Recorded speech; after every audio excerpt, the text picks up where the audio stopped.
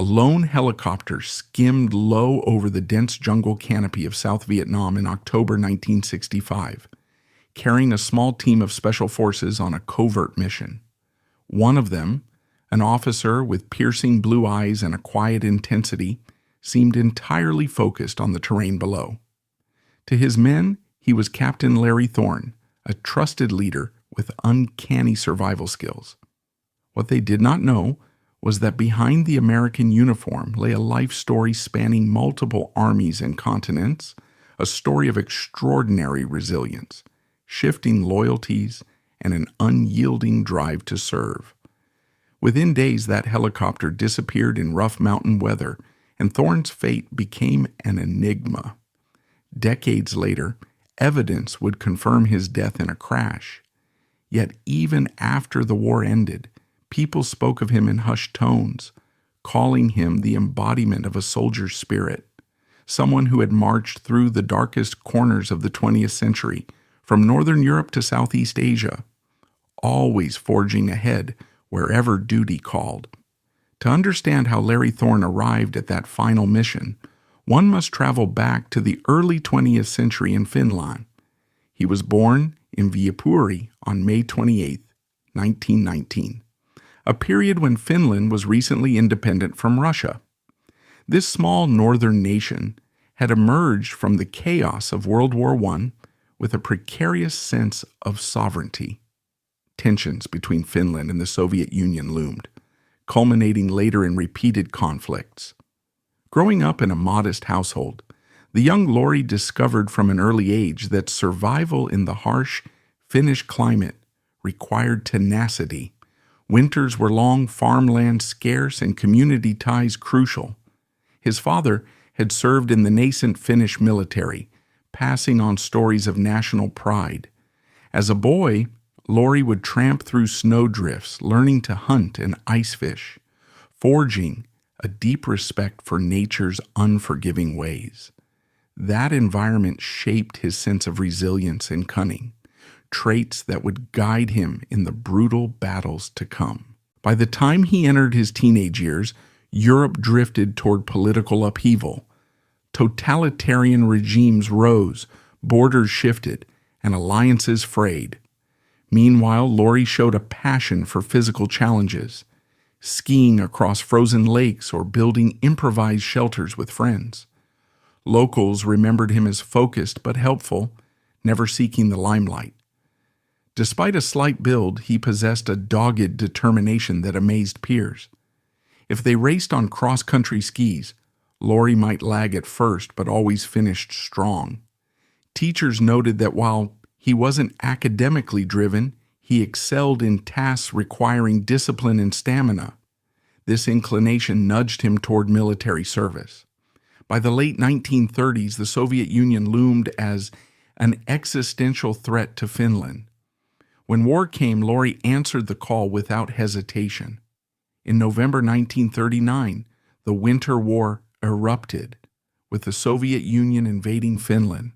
The Finns, outnumbered and outgunned, fought fiercely in snow-laden forests. They used skillful tactics, hit-and-run raids, camouflage snipers, and lightning ambushes to hold off the Red Army.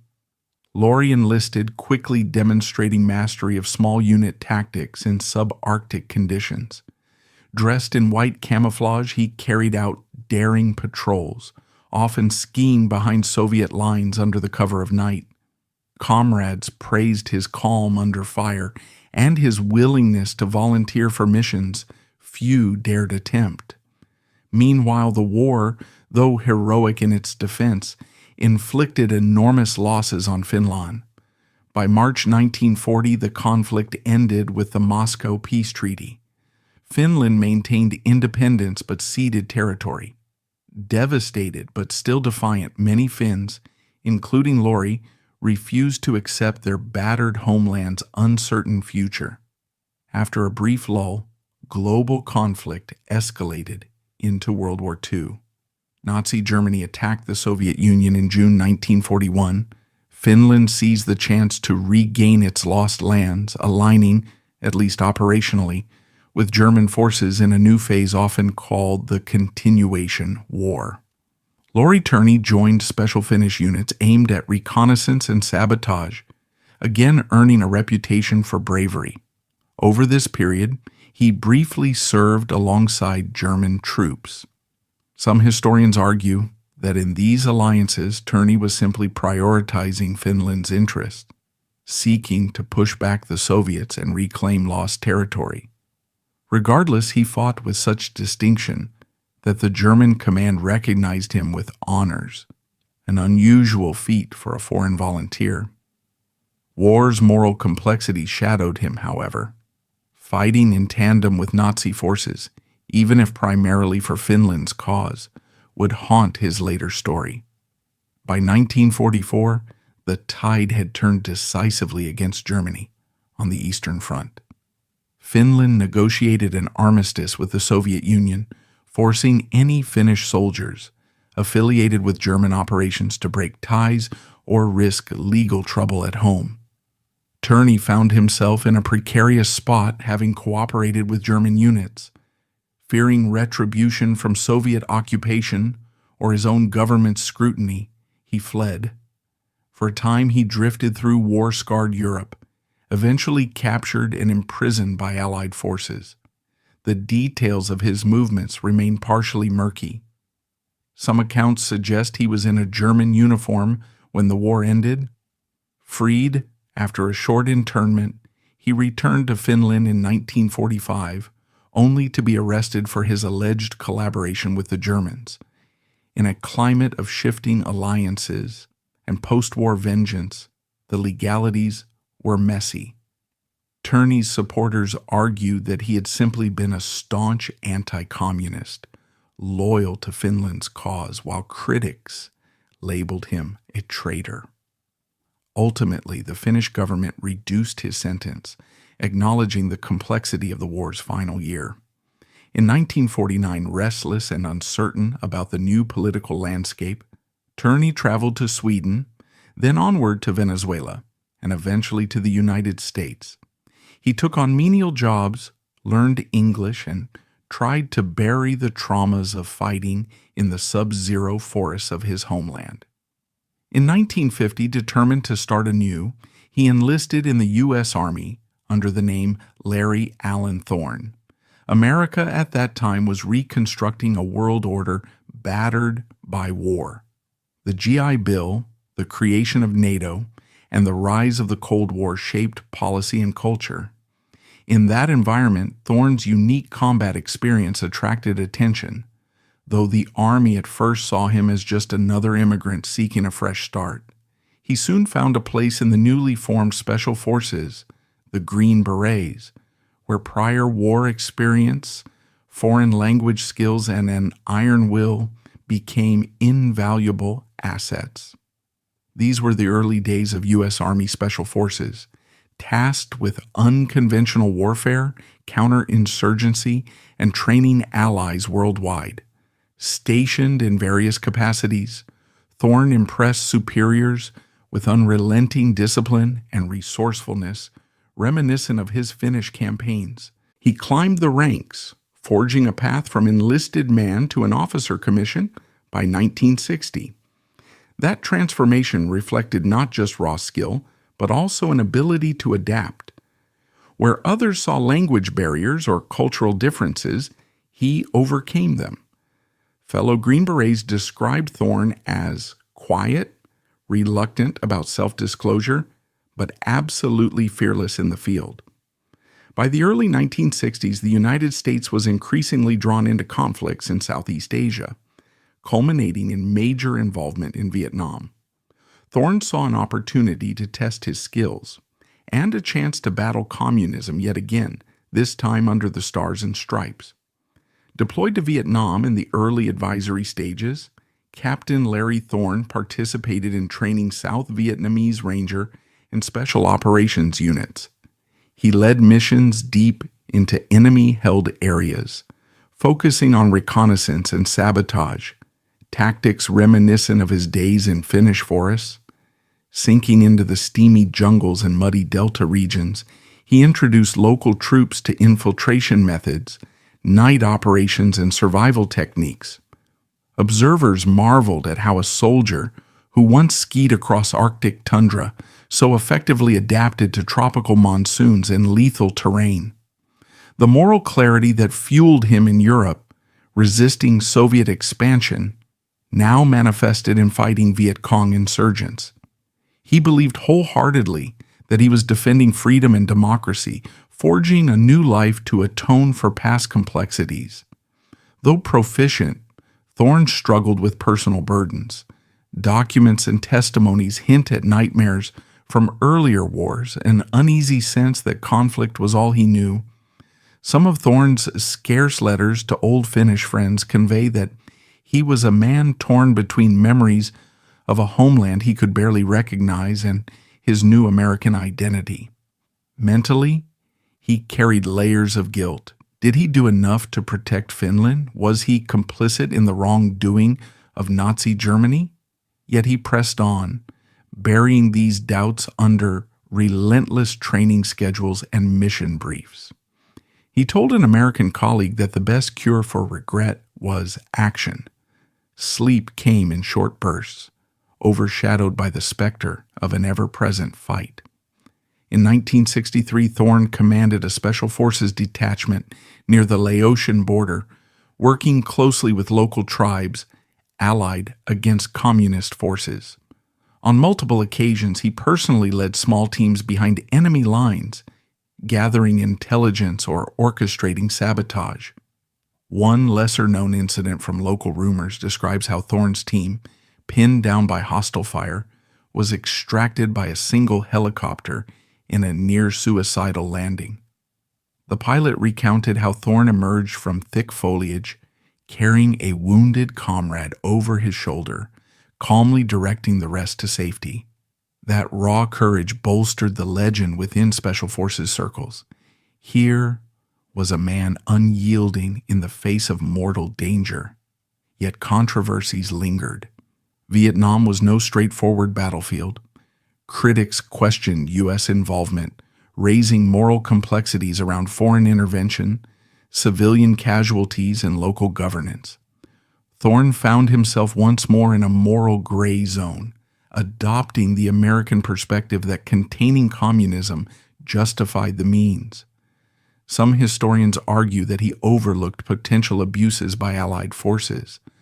Others see him as a dedicated soldier, following orders with unwavering sincerity. Once again, the line between rightful defense and questionable entanglement blurred, echoing his earlier entanglements in Europe. By 1965, the U.S. role in Vietnam escalated, and Thorne joined new missions with the Military Assistance Command Vietnam Studies and Observations Group, MACV-SOG. This shadowy entity specialized in cross-border reconnaissance, sabotage, and intelligence gathering. The danger soared. The unit's casualty rate was among the highest in the conflict. None of that deterred Thorne. On October 18, 1965, he boarded a helicopter tasked with a covert operation near the Ho Chi Minh Trail. Weather conditions were poor, and mountainous terrain threatened the flight path. Radio contact broke off, and the craft vanished into the mist. For decades, the site remained undiscovered, fueling speculation. Some believe Thorne might have survived as a prisoner or in remote jungle hideouts. But eventually, in 1999, parts of the crash site and remains were found, confirming the fatal end for Thorne and his fellow crewmen.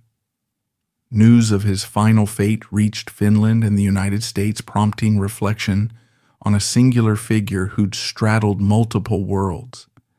Some of his Special Forces comrades spoke tearfully of a commander who taught them the importance of mental fortitude. In Finland, a portion of the public still remembered Lauri Törni's feats against the Red Army.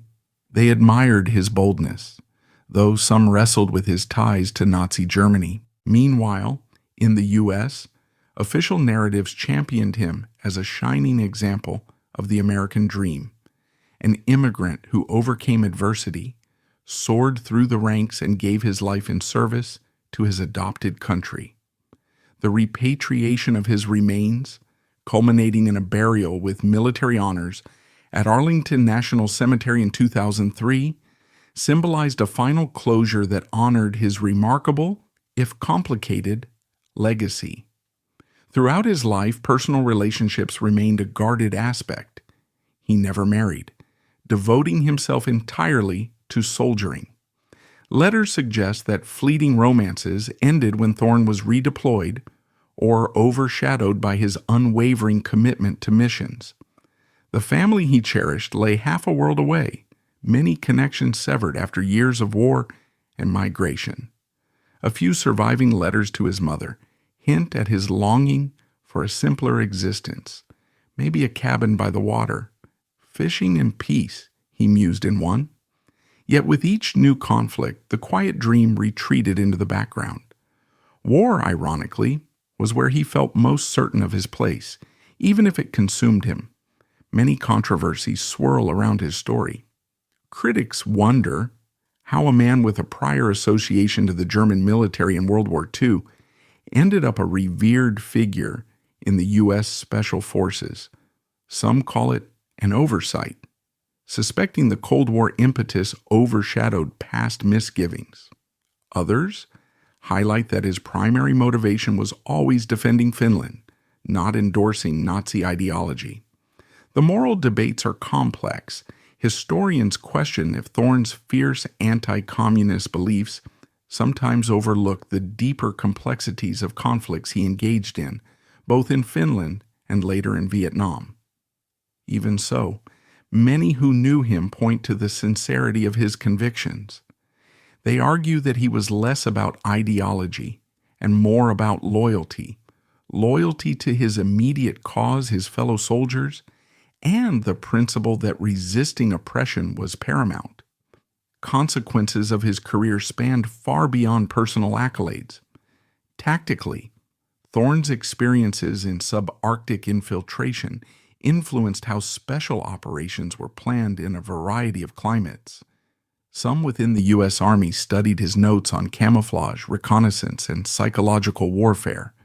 Strategic ripple effects emerged too. His presence in Vietnam, even briefly, demonstrated the U.S. willingness to employ advanced unconventional forces.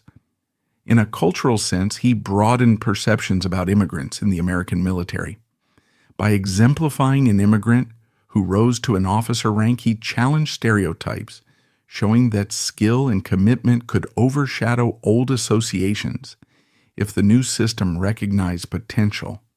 Modern audiences, intrigued by the complexities of global warfare, can find in Larry Thorne a testament to how an individual can navigate shifting alliances and remain steadfast to personal ideals, however complicated they appear in hindsight. In the decades after, friends and ex-servicemen kept Thorne's memory alive through stories at reunions or heartfelt tributes in veterans' publications. Over time, the official embrace came, his name inscribed at Arlington, recognized as a soldier who gave everything in the service of freedom. For those who prefer tidy narratives, his story can be uneasy. He crossed from the Finnish army to a Nazi-aligned force, then wound up an American hero. Yet his sincere devotion, first to Finland's independence, then to America's effort in Vietnam, is undeniable. In an era of blurred moral lines, Thorne chose decisive action over uncertainty. Today's readers, comfortable in peacetime contexts, can explore his saga and question how moral lines can shift under pressure and how identity can evolve across continents. If we look beyond the medals and operations, we see a man forging forward, shaped by unstoppable tides of war, yet always clinging to a personal code of duty and resolve. And that's all for today's video. If you like this video, hit that thumbs up, let us know your thoughts in the comments section, and subscribe so you won't miss out on future uploads. See you next time.